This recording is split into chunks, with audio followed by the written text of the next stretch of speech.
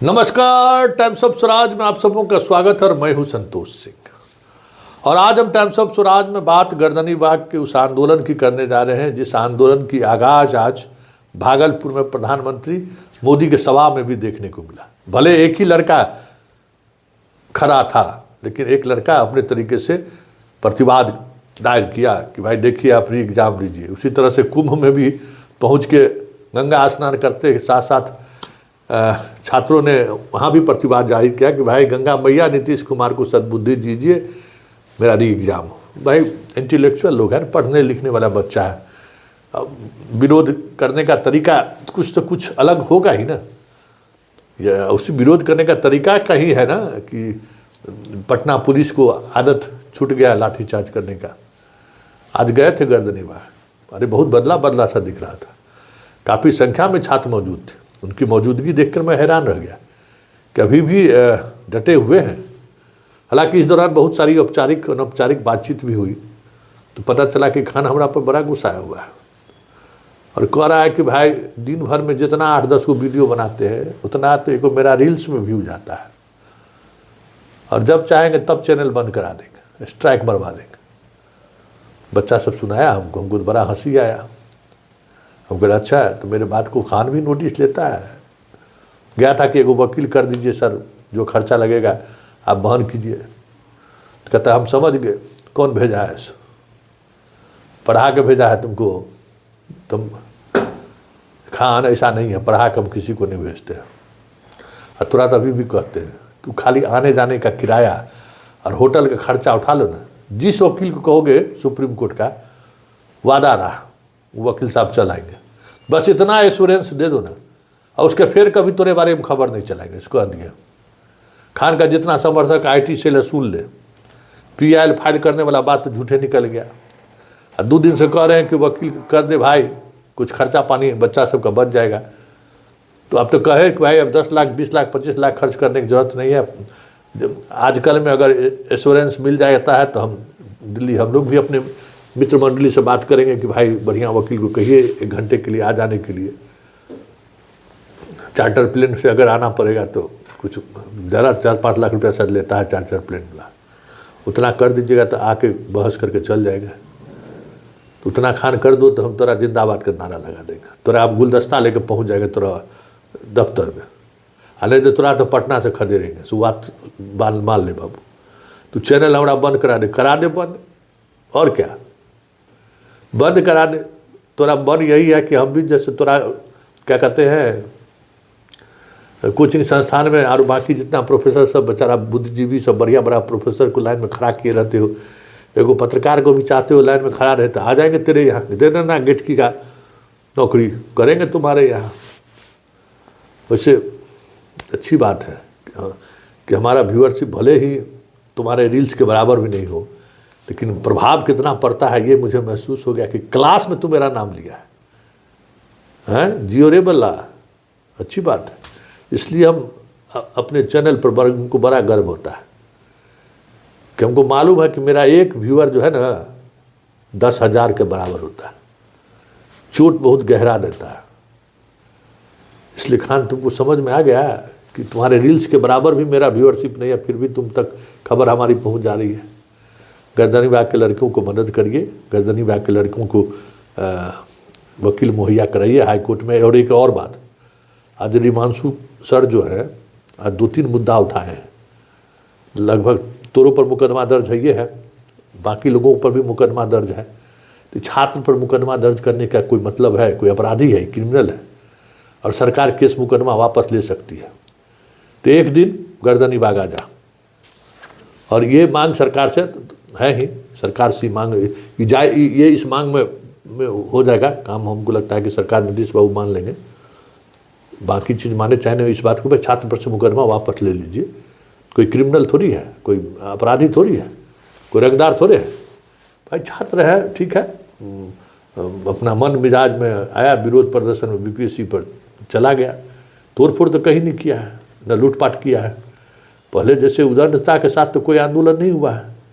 तो आज रिमांशु बड़ा महत्वपूर्ण बात उठाया है, इसलिए खान रिमांशु के बात को तुम सुन लो और इस पर अमल होना चाहिए। जितना मुकदमा दर्ज हुआ है इसमें सारा मुकदमा वापस ले ले सरकार। इस पर भी चुनावी वर्ष और तू धमकी दे रहे हो कि हम जैसे जितना पुल गिरेगा वहाँ पर हर गांव में 5-5 आदमी खड़ा कर देंगे। ये भरम जो है ना, एगो तोरा से बड़का यूट्यूबर है मुंबई में, उसको भी यही भरम हो गया था। तुम्हारा जितना 1 महीना का होगा उसका एगो वीडियो पर उतना व्यू आता है और उतना उसका समर्थक है, और चुनाव लड़ दिया, 100 वोट उसको आया। तो हर जो आभासी दुनिया का जो शाहरुख खान है ना, उसको इसी तरीके से भ्रम हो जाता है, करे हमारा तो इतना देखने सुनने वाला। खैर उससे बहस नहीं है।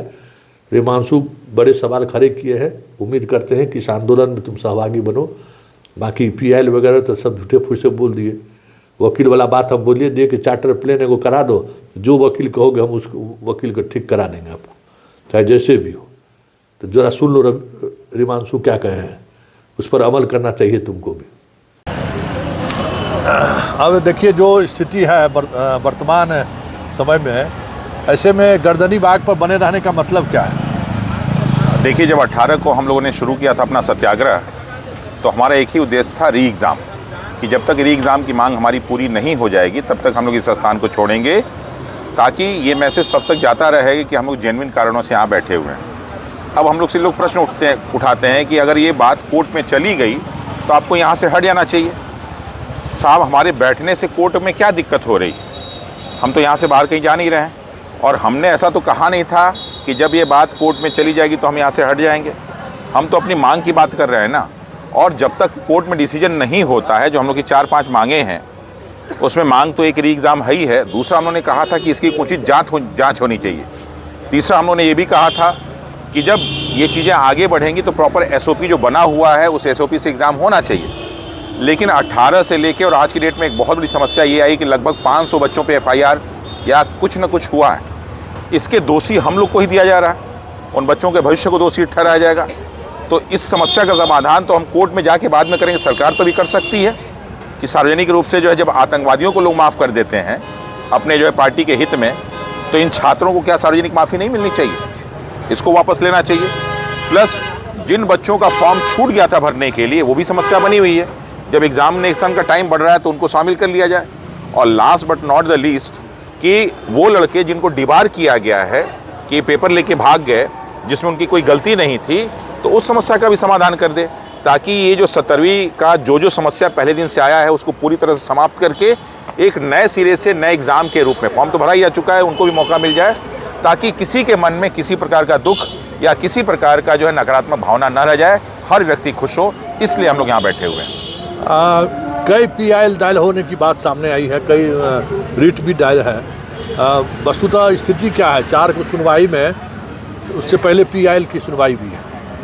देखिए, जो हम लोग का जो है वो 3 केसेस हैं। उसमें एक जो है Pappu Kumar and others versus state of Bihar वाला है, दूसरा जो है Prashant Shekhar and others versus state of Bihar वाला है एंड अदर्स, और जो तीसरा जो है प्रगेश जी वाला है। तो इन तीनों को क्लब किया गया, इसकी मुझे पूरी जानकारी है। और साथ ही साथ माननीय उच्च न्यायालय ने कहा कि अगर और किसी को कुछ इसमें शामिल करना है तो उसको शामिल कर ले, उसके एक समय के बाद उनको शामिल नहीं किया जाएगा। तो फिलहाल अभी तक की जानकारी यही है। अगर इसमें नया कोई एनहांसमेंट होता है, कोई नई चीज़ जुड़ती है, तो उसकी जानकारी हम आपको आगे दे देंगे। क्या लगता है? देखिए साहब, अभी तो जो वस्तुस्थिति हमें दिख रही है, ऐसा लग रहा है कि सरकार पे कहीं ना कहीं एक नैतिक दबाव भी है, क्योंकि समस्याओं की शुरुआत छात्रों की तरफ से नहीं हुई है, समस्याओं की शुरुआत BPSC की तरफ से हुई है। और जिस प्रकार सुप्रीम कोर्ट में एक और केस चल रहा है जो बहुत इंपॉर्टेंट केस है, वो BPSC के चेयरमैन के खिलाफ है कि उनकी नियुक्ति को लेकर। तो अगर किसी कारण से उनकी नियुक्ति अवैध होती है तो निश्चित रूप से ये पूरी प्रक्रिया भी कहीं ना कहीं अवैध होगी। और इसमें कदम कदम पे गलतियां BPSC ने किया है, आरोप भले हम पे थोपा जाए। एक एक गलतियां शासन ने किया है, प्रशासन ने किया है, सेंटर वालों ने किया है, इन्वेलेटर ने किया है, BPSC ने किया है। इसलिए उन सारी समस्याओं का समाधान हो जाना चाहिए। इसलिए भी हम लोग यहाँ बैठे हुए हैं और हमें विश्वास है कि उन गलतियों को सुधार करके, क्योंकि 2016-17 से हम लगातार जब हम लोग BPSC देते थे तो उसमें हम छात्र थे तो लड़ नहीं सकते थे। आज हम टीचर हैं तो लड़ सकते हैं, क्योंकि मेरे खिलाफ सिर्फ इतना ही हो सकता है कि हमको जेल भेजा जा सकता है, इसके अलावा कुछ नहीं हो सकता। और चूँकि मेरा भविष्य तय है कि मुझे नौकरी करनी नहीं है, तो कोई हमें वेरिफिकेशन जरूरत पड़ेगी नहीं, तो मैं लड़ सकता हूँ। मेरे लिए कोई लड़ने वाला नहीं था, लेकिन मैं उस समस्याओं को झेला हूँ और संतोष जी, एक बात मैं और आपको बता दूं कि 2008 का मैंने जब यूपीएससी का मेंस दिया था और मुझे मार्क्स कम मिले थे, तो मैंने यूपीएससी के खिलाफ भी केस किया था, तो उस समय भी लड़ा था। लेकिन मेरे लिए कोई टीचर लड़ने वाला नहीं, जिसने उस दर्द को झेला है वो लड़ रहा है, ताकि आने वाले समय में हमसे कोई प्रश्न न उठाए कि सर आपके लिए कोई नहीं लड़ा तो आप लड़े क्या। हाँ बिल्कुल हम लड़े और इस समस्या को समाधान करके ही हम लोग यहाँ से हटेंगे।